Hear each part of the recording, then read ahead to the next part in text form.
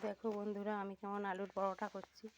আলুকে কিন্তু পুরো ভরে নয়, আমি আলুকে একবারে সিদ্ধ করে নিয়েছি, নিয়ে মেখে নিয়েছি আটার সাথে দিয়ে, তারপর হালকা নুন দিয়ে মেখে দেখো ছোটো ছোটো করে কি সুন্দর বেলেছি। এবার কড়াই দিচ্ছি, দেখুন বন্ধুরা কি সুন্দর হবে, খেতেও খুব নরম তুলো মতো আর টেস্টি। আপনারা চাইলে পুর ভরেও করতে পারেন, নাহলে এমনিও করতে পারেন।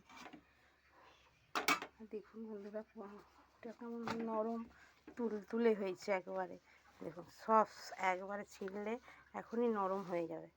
এই দেখুন একবারে নরম তুলোর মতো এতটুকু হয়েছে। এবার এত সুন্দর হয়েছে, আপনারা চাইলে পুর ভরে করতে পারেন, নাহলে এমনিও করতে পারেন। দেখুন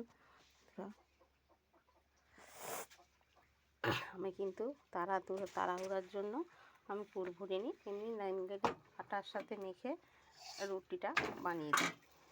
আপনারা চাইলেন পুর ভরেও করতে পারবেন, কিন্তু স্বাদটা আলাদা হবে। দেখুন বন্ধুরা কেমন, আমি আজ বৃহস্পতিবার, সেই জন্য আমি ভাত খাই না, তাই আলুর পরোটা বানালাম। দেখুন,